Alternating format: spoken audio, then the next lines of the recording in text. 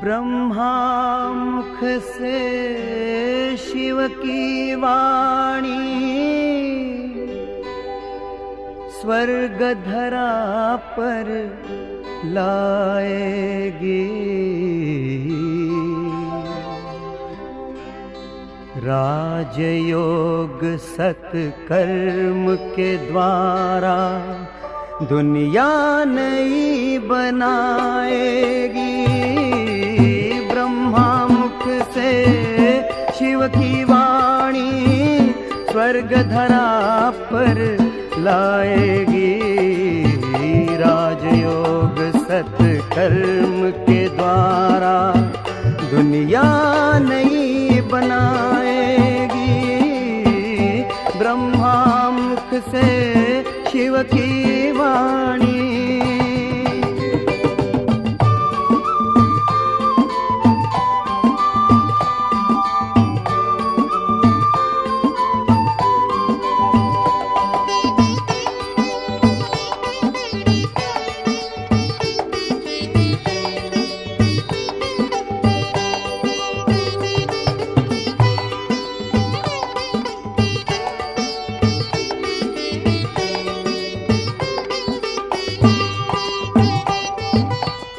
ना दुख ना अशांति होगी, घर घर में सुख शांति होगी।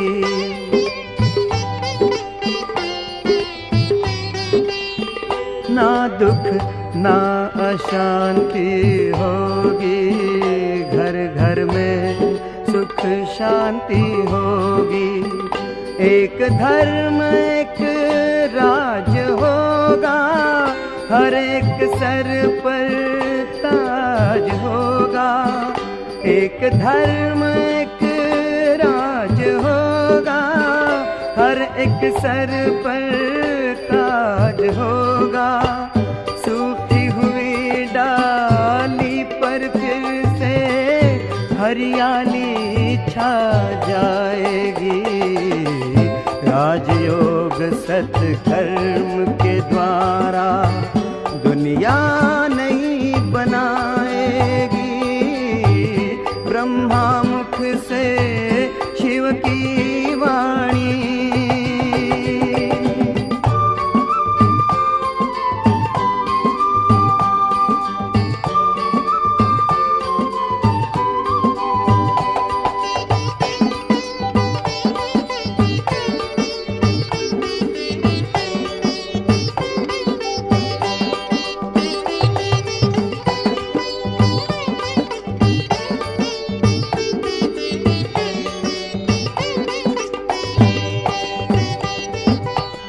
सत्य अहिंसा के पथ पर शिव चलना सिखा रहे हैं।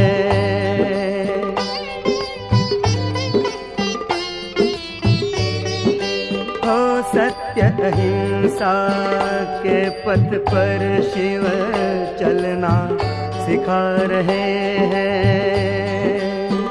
त्याग तपस्या और सेवा करना सिखा रहे हैं। त्याग तपस्या और सेवा करना सिखा रहे हैं। बाबा तेरी दिव्य वाणी सच्चा पथ दर्शाएगी। राजयोग सत्कर्म के द्वारा दुनिया नई बनाएगी। ब्रह्मा मुख से शिव की वाणी स्वर्ग धरा पर लाएगी। राजयोग सत्कर्म के द्वारा दुनिया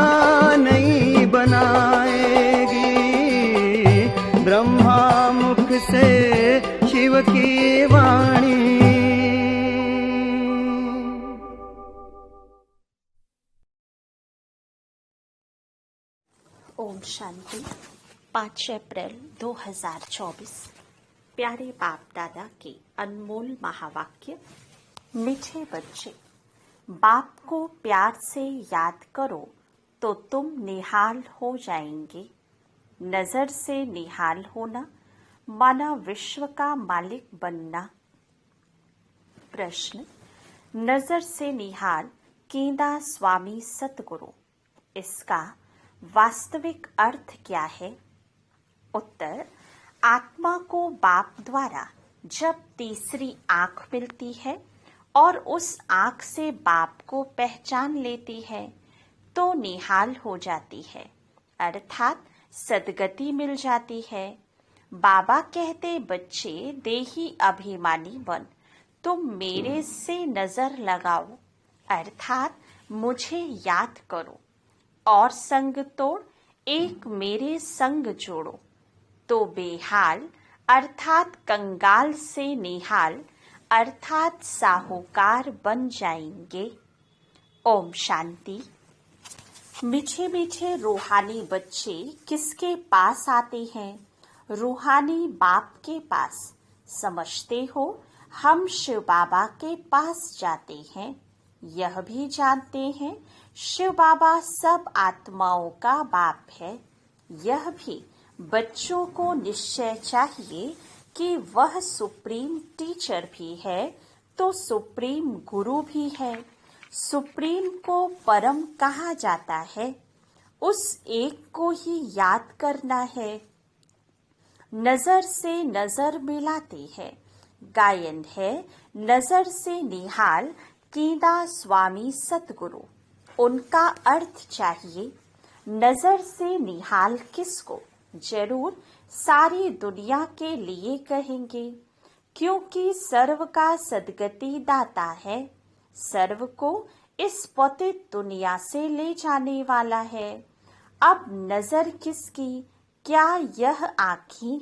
नहीं, तीसरी आँख मिलती है ज्ञान की, जिससे आत्मा जानती है यह हम सभी आत्माओं का बाप है। बाप आत्माओं को राय देते हैं कि मुझे याद करो। बाप आत्माओं को समझाते हैं, आत्माएं ही पतित तमो प्रधान बनी है। अब यह तुम्हारा 84वां जन्म है। यह नाटक पूरा होता है, पूरा होना भी चाहिए जरूर।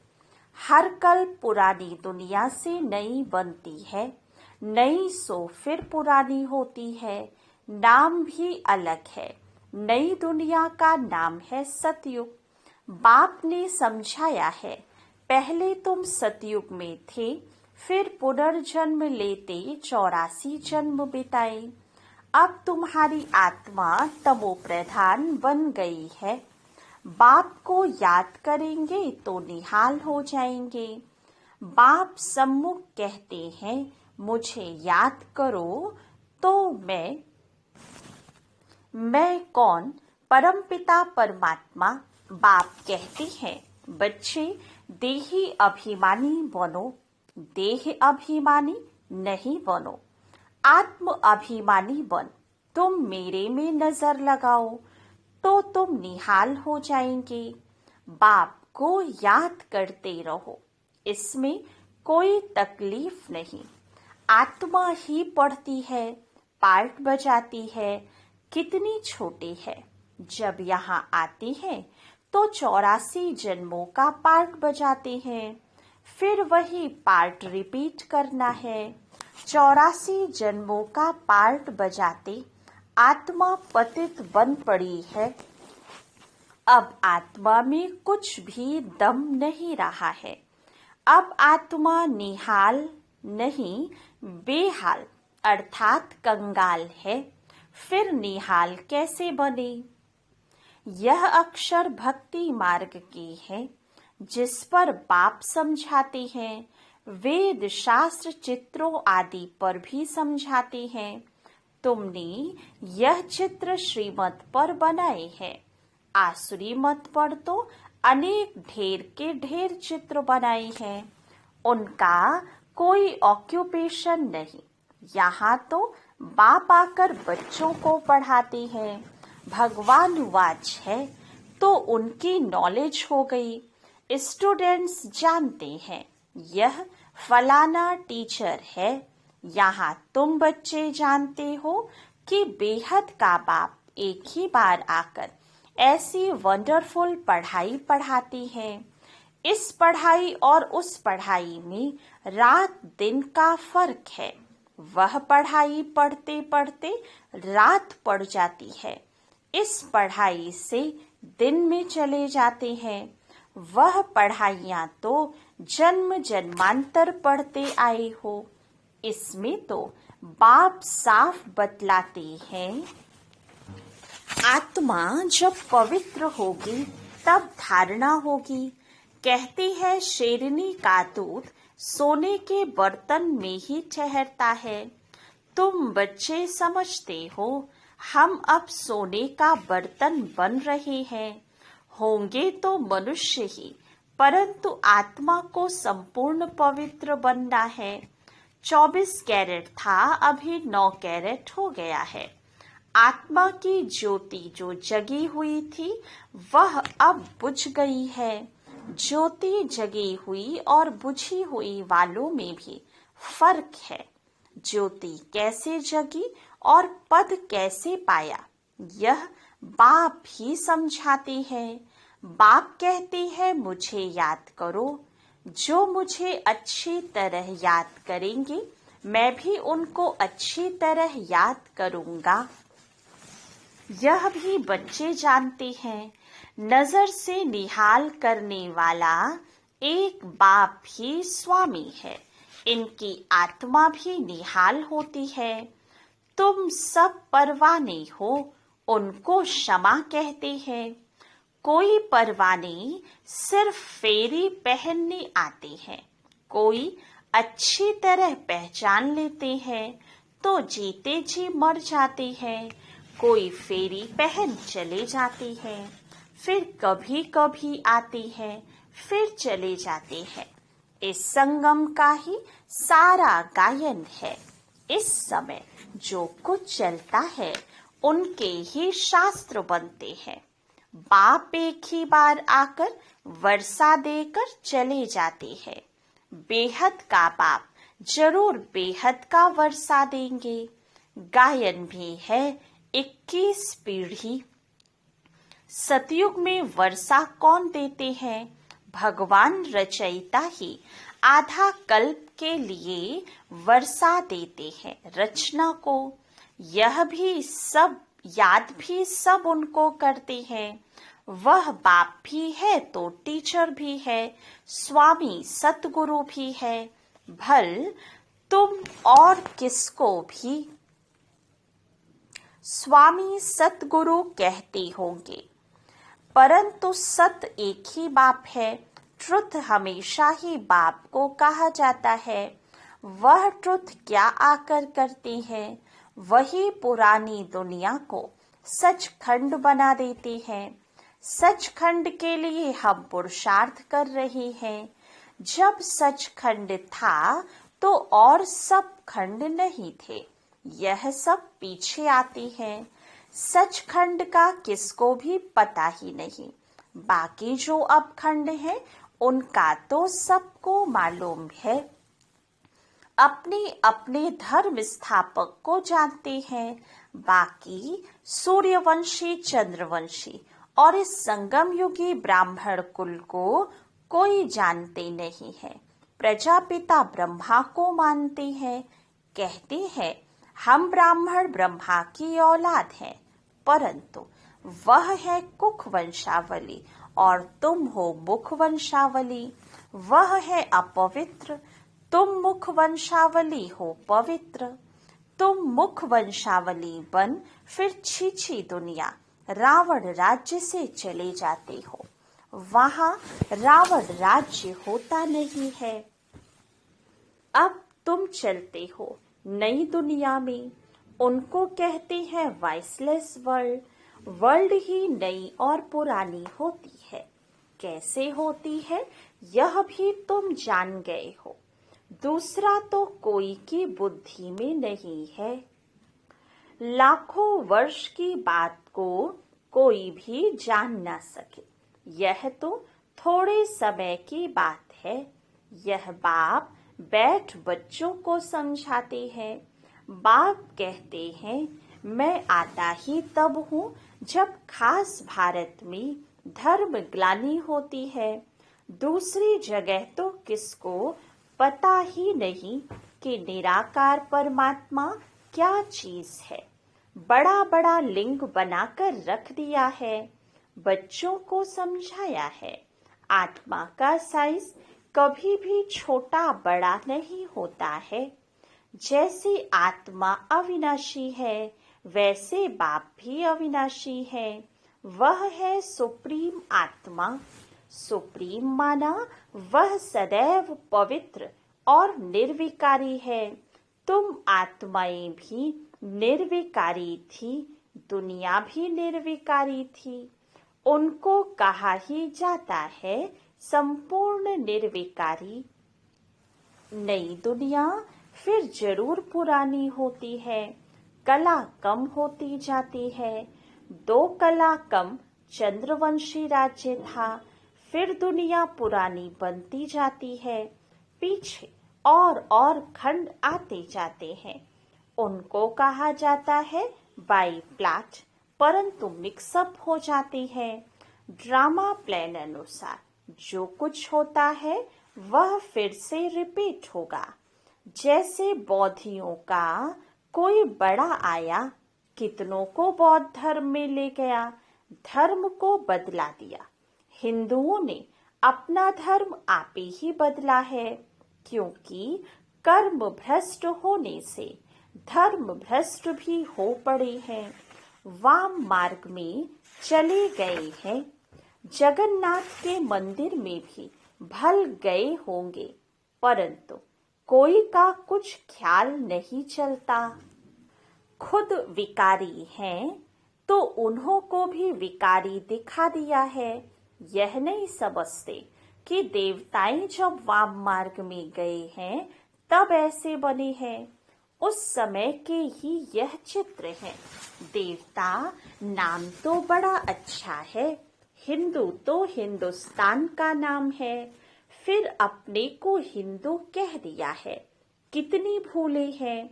इसलिए बाप कहते हैं यदा यदा ही धर्मस्य। बाबा भारत में आते हैं, ऐसे तो नहीं कहते मैं हिंदुस्तान में आता हूँ।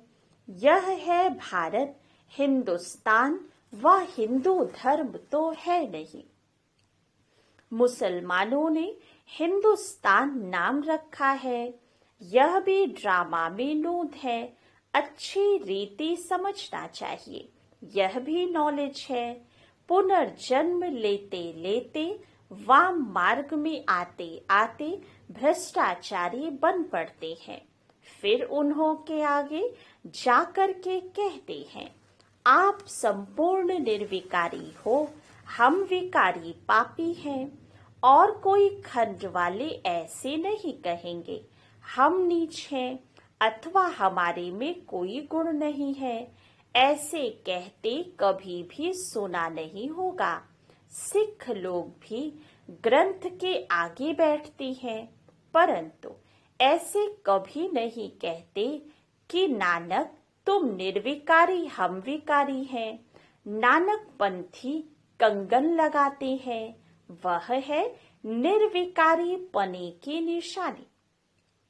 परंतु विकार बिगर रह नहीं सकते, झूठी निशानियां रखती हैं। जैसे हिंदू लोग जनेऊ पहनते हैं, पवित्रता की निशानी है। आजकल तो धर्म को भी नहीं मानते। इस समय भक्ति मार्ग चल रहा है। इसको कहा जाता है भक्ति कल्ट। ज्ञान कल्ट सतयुग में है। सतयुग में देवताई है संपूर्ण निर्विकारी। कलयुग में संपूर्ण निर्विकारी कोई हो न सके। प्रवृत्ति मार्ग वालों की स्थापना तो पाप ही करते हैं। बाकी सब गुरु हैं निवृत्ति मार्ग वाले। उनसे उन्हों का जोर जास्ती हो गया है। बाप कहते हैं यह जो कुछ तुमने पढ़ा है उनसे मैं नहीं मिलता हूँ। मैं जब आता हूँ तो सबको नजर से निहाल कर देता हूँ। गायन भी है नजर से निहाल कीदा स्वामी सतगुरु। यहाँ तुम क्यों आए हो निहाल बनने, विश्व का मालिक बनने। बाप को याद करो तो निहाल बन जाएंगे। ऐसे कभी कोई कहेंगे नहीं कि ऐसा करने से तुम यह बन जाएंगे।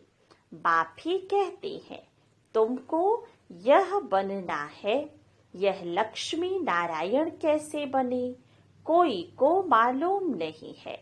तुम बच्चों को बाप सब कुछ बताते हैं। यही 84 जन्म ले पतित बने फिर तुमको यह बनाने आया हूँ। बाप अपना परिचय भी देते हैं तो नजर से निहाल भी करते हैं। यह किसके लिए कहते हैं? एक सतगुरु के लिए। वह गुरु लोग तो ढेर हैं और माताएं अबलाई भोली हैं। तुम सब भी भोलानाथ के बच्चे हो। शंकर के लिए कहा है आंख खोली और विनाश हो गया। यह भी पाप हो जाए। बाप कभी ऐसे काम के लिए डायरेक्शंस नहीं देते हैं। विनाश तो कोई और चीजों से होगा ना। बाप ऐसे डायरेक्शन नहीं देते। यह तो सब साइंस निकालते रहते हैं। समझते हैं हम अपने कुल का आपे ही विनाश करते हैं। वह भी बांधे हुए हैं, छोड़ नहीं सकते। नाम कितना होता है, मून में जाते हैं, परंतु फायदा तो कुछ भी नहीं।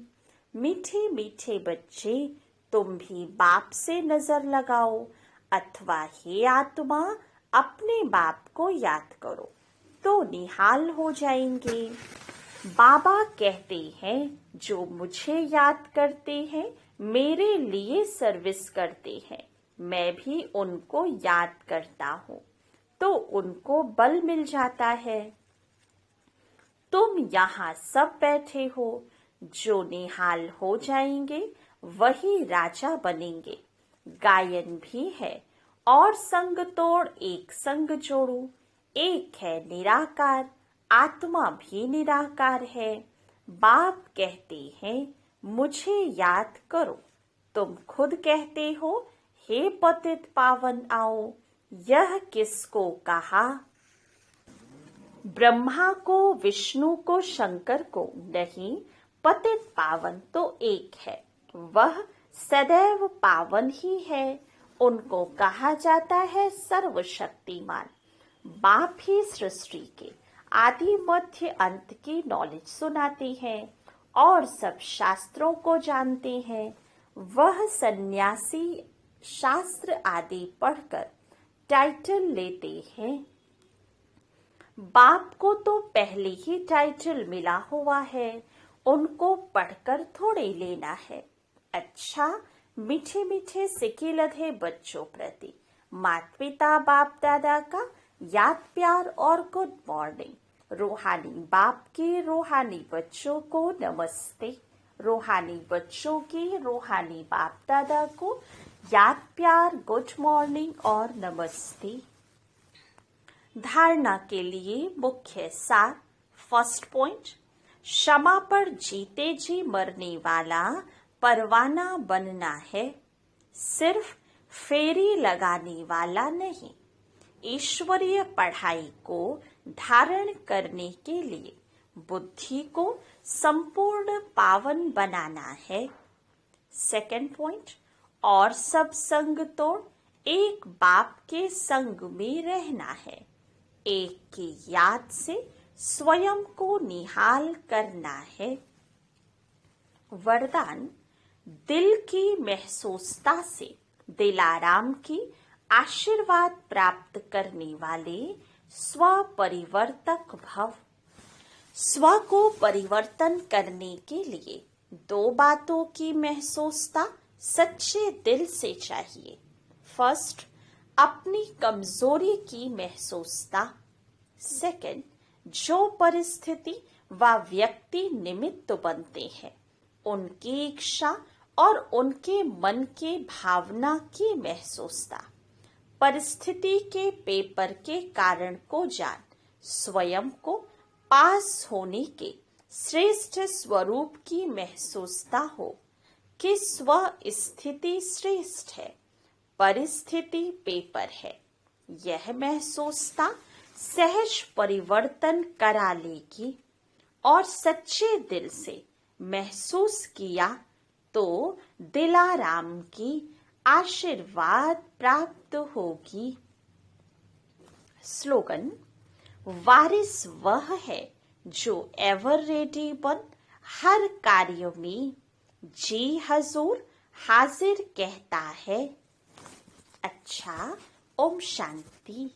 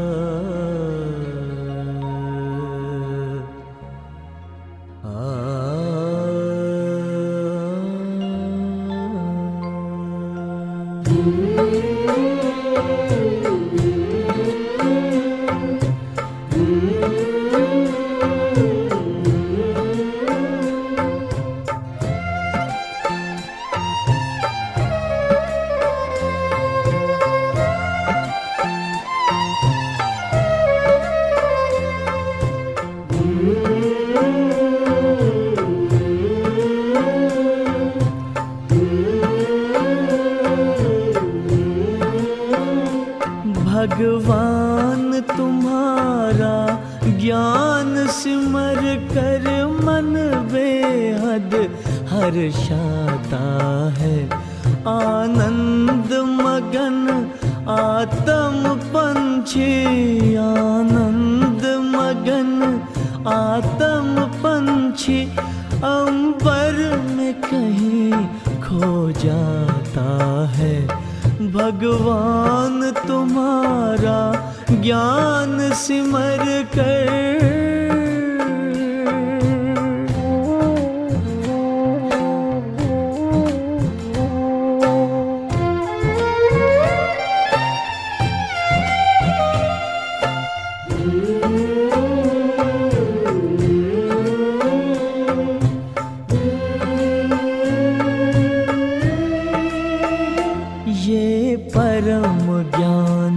अब तक न पढ़ा न लिखा गया है किताबों में। भगवान पढ़ाएंगे सम्मुख, सोचा ना देखा ख्वाबों में।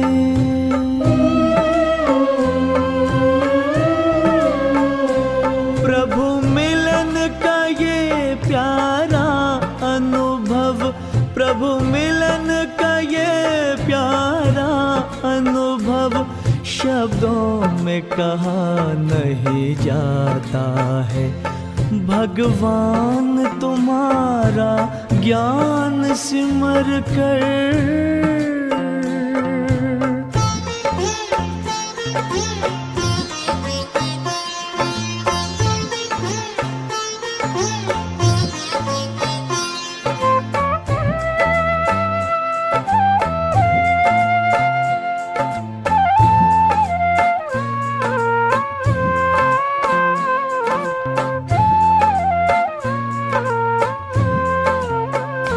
सागर की लहर लहराती है, मुरली की मीठी तानों में।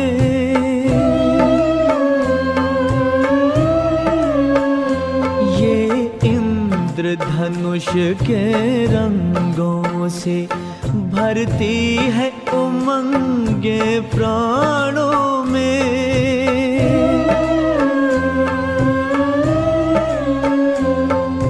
सिहर सिहर मन मचल मचल, तन सिहर सिहर मन मचल मचल, हर पल तेरे गुण गाता है। भगवान तुम्हारा ज्ञान सिमर कर,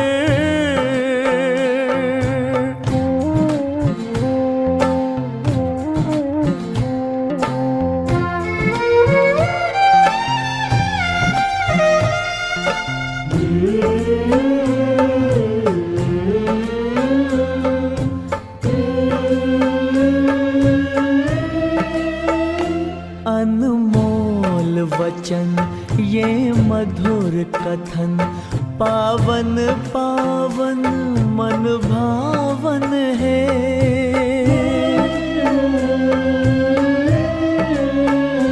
विश्वास चमकता जीवन में, मन आंगन में सुख सावन है।